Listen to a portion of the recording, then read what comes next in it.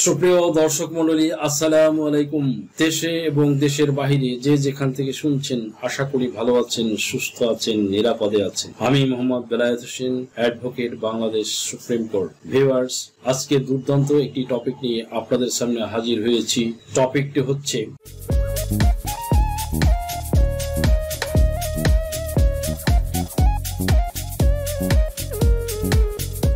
জাতীয় পরিচয়পত্রের বয়সটিকে পরিবর্তন করে বাড়িয়ে নিতে চাচ্ছেন বা কমাতে চাচ্ছেন। এটি 1 বছর, 3 বছর, 5 বছর বা 10 বছর, 8 বছর বা তারও বেশি সময় এই সুযোগটি কিন্তু রয়েছে। প্রায় 6টি ক্যাটাগরি কিন্তু ভাগ করে দেওয়া হয়েছে। আপনার দেখা যায় যে আপনার এনআইডি কার্ডের বয়সটাকে 3 বছর বাড়াতে চাচ্ছেন বা পরিবর্তন বা কমাতে চাচ্ছেন। সেই ক্ষেত্রে আপনার আবেদন করবে ক ক্যাটাগরি। কার্ডের বয়সটা যদি 5 বছর পরিবর্তন করতে চান, বাড়াতে বা কমাতে, সেই ক্ষেত্রে আপনার আবেদনটা পড়বে খ 1 ক্যাটাগরিতে। বয়সটাকে 7 বছর বাড়াতে বা কমাতে চাইলে আপনার আবেদনটা পড়বে খ 1 ক্যাটাগরিতে। আইডি কার্ডের বয়সটাকে যদি আপনি 8 বছর পরিবর্তন করতে চান, বাড়াতে বা কমাতে, সেই ক্ষেত্রে আপনার আবেদনটি পড়বে গ 1 ক্যাটাগরি। এনআইডি কার্ডের বয়সটা যদি আপনি 10 বছর পরিবর্তন করতে চান, সেক্ষেত্রে আপনার বাড়াতে চান বা কমাতে চান, আবেদনটা পড়বে গ ক্যাটাগরি। আর এনআইডি কার্ডের বয়সটা যদি 10 বছরেরও বেশি বাড়াতে চান বা কমাতে চান, সংশোধনী প্রসেসের মধ্য দিয়ে যেতে চান, তাহলে আপনার আবেদনটা পড়বে ঘ ক্যাটাগরি। ভিডিওটা যারা কন্টিনিউ করবেন তারাই শুধুমাত্র জানতে পারবেন এনআইডি কার্ডের বয়সটা কিভাবে পরিবর্তন করতে পারবেন। আর যারা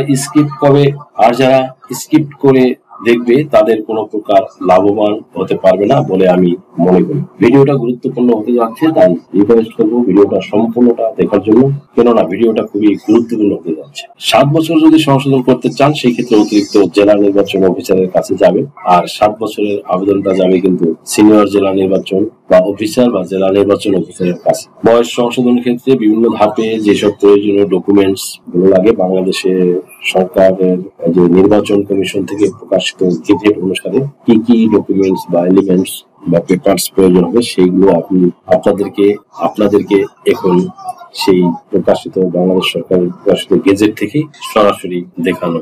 সংশোধনের ধরন হলো জন্ম তারিখ, সংশোধনের বিবরণ হলো সর্বোচ্চ 8 বছর। এটা পড়বে ক্যাটাগরি গ 1। এখানে যেই সব ডকুমেন্টস দিতে হবে এবং জন্ম তারিখ সর্বোচ্চ 10 বছর, সেই ক্ষেত্রে এই দুটো ক্ষেত্রে যেসব ডকুমেন্টস আপনাদেরকে সাবমিট করতে হবে, তার মধ্যে পিএসসি, জেএসসি, এসএসসি বা এইচএসসি বা অনার্স বা মাস্টার্স বা সমমান সনদ, সংশ্লিষ্ট পরীক্ষার registration card, admit card, marksheet. 2 নম্বরে অনলাইন জন্ম নিবন্ধন সনদ। 3 নম্বরে চাকরির বই, মান্থলি পেমেন্ট অর্ডার, এমপিও এবং নিয়ন্ত্রণকারী কর্তৃপক্ষের অফিস স্মারকে সুপারিশপত্র।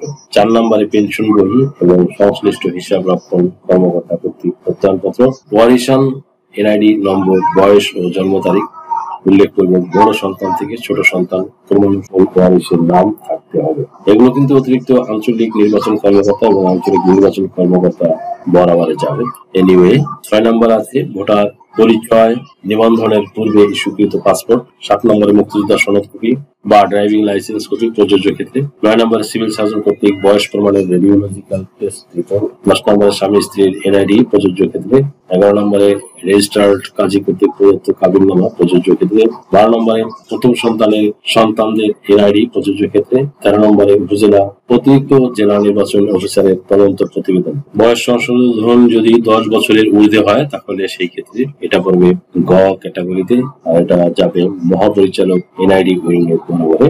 যেসব ডকুমেন্ট বা এলিমেন্টস বা কাগজপত্র লাগবে: 1 নম্বরে PECE, JSC, SSC, HSC, honours, masters বা সমমান সনদ, সংশ্লিষ্ট পরীক্ষার registration card, admit card, marksheet. 2 নম্বরে অনলাইন জন্ম নিবন্ধন সনদ। 3 নম্বরে চাকরি বই, মান্থলি পেমেন্ট অর্ডার এবং নিয়ন্ত্রণকারী কর্তৃপক্ষের অফিস স্মারকের সুপারিশপত্র।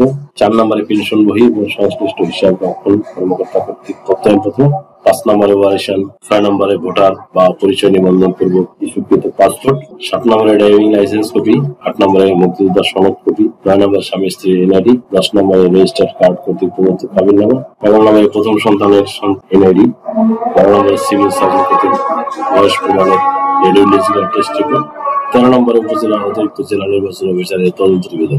পরিশেষে বলতে হয় যে পিতামাতা বা নিজের সম্পূর্ণ নামের চেঞ্জ করতে, পিতামাতা বা নিজের নাম সম্পূর্ণ চেঞ্জ করতে এবং জন্ম তারিখ সংশোধন করতে, এবং পিতামাতার সম্পূর্ণ নাম চেঞ্জ, নিজের সম্পূর্ণ নাম চেঞ্জ করতে আপনারা প্রথম শ্রেণীর ম্যাজিস্ট্রেট বা জুডিশিয়াল ম্যাজিস্ট্রেটের নিকট থেকে একজন আইনজীবীর মাধ্যমে একটি হলফনামা বা কোর্ট এফিডেভিট তৈরি করে আপনারা যদি সাবমিট করেন, তাহলে আর আপনাদের কোনো চিন্তা করার প্রয়োজন হবে না। আপনাদের এনআইডি কার্ডের সংশোধনটি অনায়াসে হয়ে যাবে। আপনার কি নাম ও বয়স সংশোধনের জন্য হলফনামা প্রয়োজন? এনআইডি, সার্টিফিকেট, পাসপোর্ট, জন্ম নিবন্ধন, দলিলের ভুল সংশোধনের হলফনামা, ধর্ম পরিবর্তনের জন্য হলফনামা, তালাক প্রত্যাহারের জন্য হলফনামা, যৌথ বিবাহের হলফনামা, রেজিস্ট্রি সহ কোর্ট ম্যারেজ, এছাড়া অন্য সকল ধরনের হলফনামা কিংবা এফিডেভিট নিতে আজই ডায়াল করুন 01724583880 নাম্বারে। যদি এই ভিডিওটি আপনাদের সামান্যতম উপকার আসে, তাহলে রিকোয়েস্ট করব চ্যানেলটি লাইক, শেয়ার, কমেন্টস এবং সাবস্ক্রাইব করে পাশে থাকা বেল বাটনটি প্রেস করে দিন, যাতে পরবর্তী ভিডিওর নোটিফিকেশনটি খুব সহজেই পেয়ে যান। সো আজকের মতো এখানেই শেষ করছি। দেখা হবে অন্য কোনো দিন, অন্য কোনো ভিডিওতে, অন্য কোনো আইনি কন্টেন্ট নিয়ে। সেই পর্যন্ত সকলে ভালো থাকুন, সুস্থ থাকুন, নিরাপদে থাকুন। আবারও সবাইকে ধন্যবাদ জানিয়ে এখানে শেষ করছি। আল্লাহ হাফিজ। দেশ ও বিদেশ থেকে যে কোনো ধরনের হলফনামা, এফিডেভিট নিতে চান, কাবিননামা, নিকানামা যে কোনো ভাষায় অনুবাদ করে বিভিন্ন মন্ত্রণালয়, ইসলামিক ফাউন্ডেশন থেকে সত্যায়িত করে নিতে চান, শিক্ষা সনদ বা অন্য যে কোনো ধরনের ডকুমেন্ট শিক্ষা বোর্ড, শিক্ষা মন্ত্রণালয় থেকে সত্যায়িত করে নিতে চান, ধর্ম পরিবর্তন করে কোর্ট ম্যারেজ করতে চান, কুরিয়ার, ইমেইল, হোয়াটসঅ্যাপ, ইমো, মেসেঞ্জারিতে ডেলিভারি নিতে পারবেন। তাছাড়াও সরাসরি এসেও নিতে পারবেন। Mobile number 01724583880।